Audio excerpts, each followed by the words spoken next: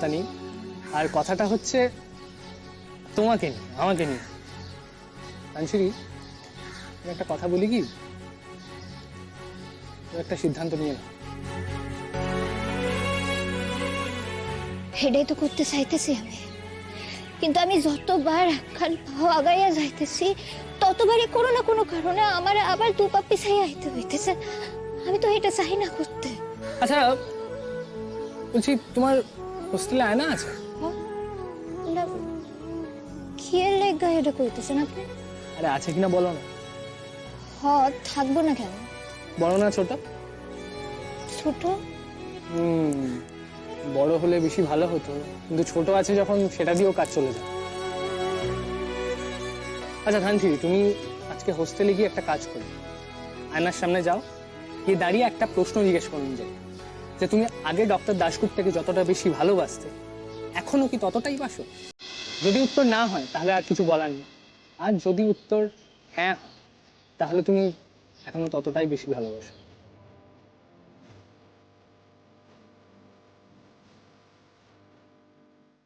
আমি বলবো ইমিডিয়েটলি ফিরে যাও। যদি উত্তর হ্যাঁ হয় ইমিডিয়েটলি ফিরে যাও, কারণ অনেক কষ্ট দেওয়া হয়েছে।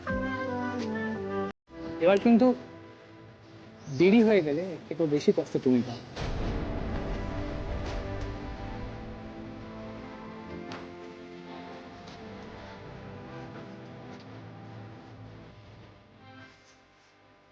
কি বলবে? কি তুমি ওনাকে ফোন করে?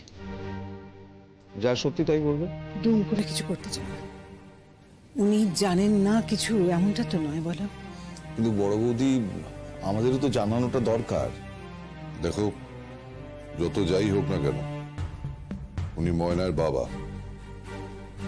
ময়না আমাদের সঙ্গে অন্যায় করতে পারে, কিন্তু তা বলে আমরা তো সেই অন্যায়টা করতে পারি না। ওনাকে না জানিয়ে কোনো কিছু করে ফেলাটা ঠিক হবে না। আমি তা বলতে চাইছি না, আমি বলতে চাইছি যে এখনই ওনাকে জানানোর কি কোনো প্রয়োজন ছিল, বলো? দেখো বড় বৌদি, আমরা যদি রোদ্দুরকে নতুন করে জীবন শুরু করার কথা বলি, তাহলে তো ওকে আইনের পথেই যেতে হবে। আইনের পথ? হ্যাঁ, মানে একটা নতুন সম্পর্ক করতে গেলে তো পুরনো সম্পর্কটা ভাঙতেই হবে। আমি ডিভোর্সের কথাই বলছি। দেখো, যখন দেবশঙ্কর বাবু জানতে পারবেন, তখন যদি উনি আমাদের বলেন যে আমাকে কেন জানালেন না, তখন আমরা ওনাকে কি জবাব দেব? আচ্ছা, আমরা কি ঠিক করে নিয়েছি যে ওদের সম্পর্কটা ঠিক হবে না? হচ্ছে কি ছোট, তুই তো নিজের চোখে দেখছিস সম্পর্ক ঠিক হচ্ছে।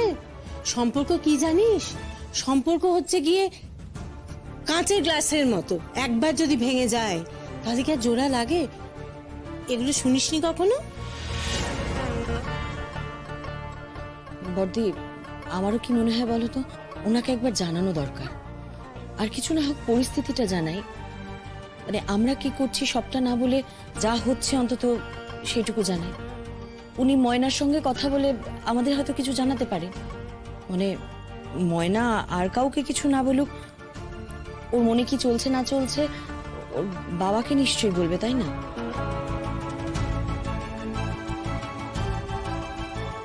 কি বলছিস তুই? ময়না নতুন করে আবার কি জানাবে? যা করছে সেটা যথেষ্ট নয়? এত বড় সিদ্ধান্ত নেওয়া আমাদের পক্ষে সহজ হতে পারে মেজদি, কিন্তু সেই সিদ্ধান্ত অনুযায়ী এগিয়ে যাওয়া ওনাদের জন্য কঠিন হতে পারে। আমার মনে হয় যে ওনার সঙ্গে একবার কথা বলা উচিত। ওনার সঙ্গে তো আমাদের সম্পর্ক ভালোই, সেটা তো খারাপ করে কোনো লাভ হবে না, তাই না দাদা? ওনার সঙ্গে একবার কথা বল।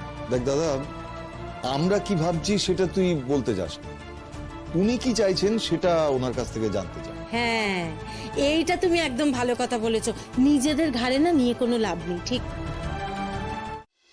বৌদি, তুমি যেও না, তোমার থাকাটা দরকারি।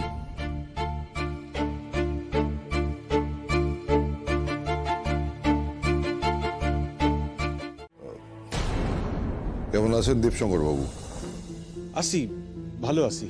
মাসিমা, রূপাই সব ভালো তো? হ্যাঁ, হ্যাঁ রাও ভালো আছেন। আপনারা আপনারা কেমন আছেন?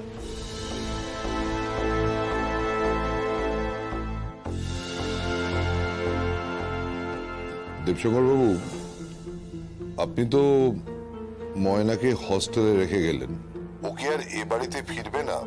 মানে আমার সঙ্গে রিসেন্টলি ময়নার আর কোনো কথা হয়নি, তাই আপনার কাছে জানতে চাইছি। না, এই ব্যাপারে আমার লগেও তো আর কোনো কথা হয় নাই। কিন্তু দেবশঙ্কর বাবু, বেশ কিছুদিন তো হলো, এভাবে আর কতদিন? মানে ও তো হস্টেলে থাকার কোনো কারণ নেই।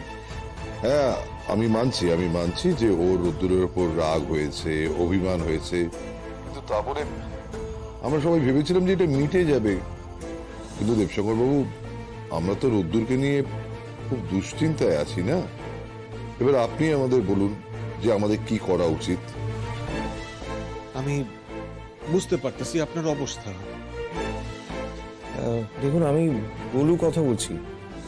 আমরা না রোদ্দুরের দিকে কেউ তাকাতে পারছি না।